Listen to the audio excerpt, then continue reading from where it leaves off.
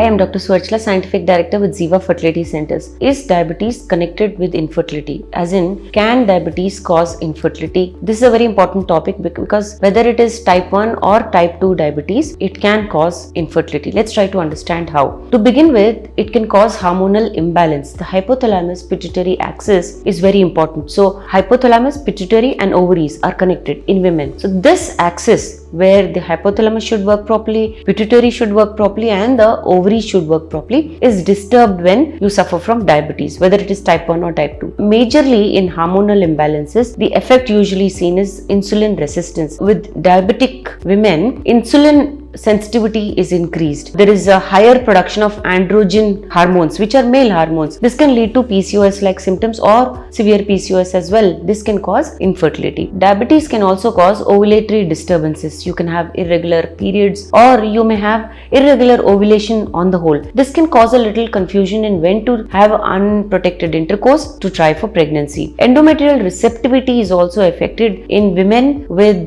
diabetes. That's because the uterine lining is impaired. Blood flow or the blood vessels which are connected to the endometrium are compromised. Therefore, the receptivity of this kind of a uterus is affected. When an embryo comes into the uterus after fertilization, it fails to implant and thereby you may miss the chance to get pregnant. Diabetic women also have a very high susceptibility to inflammation and oxidative stress in the endometrium. This means that because of the high blood sugar levels, there is a little bit of inflammation which is called as swelling. So, inflammation of blood vessels, inflammation of tissues can cause oxidative stress. It's like a poisonous environment which brings about failed implantations in diabetic women. Another complication of being diabetic is that these women have a higher risk of miscarriages. Like I said, the blood flow to the endometrium is impaired, therefore the embryo does not implant, and even if it does, the poor blood supply to the endometrium causes miscarriages. There are vascular complications in such women. Vascular complications are blood flow supplies. Another side effect of being diabetic is being obese, being overweight and having metabolic issues. Obesity on the whole can cause irregular periods and ovulatory disorders leading to infertility. In men, diabetes can also cause severe damages. Let's begin with sperm quality. The DNA inside the head of a sperm can be compromised because of diabetes, and this can lead to failed fertilizations or poor quality embryos which bring down your chances of success. Diabetic men have been known statistically to have low motility and morphology. These are very two aspects of the sperm, because if there is no motility, the sperm does not reach the egg, and if the morphology is poor, it does not fertilize the embryo, or a poor quality embryo is produced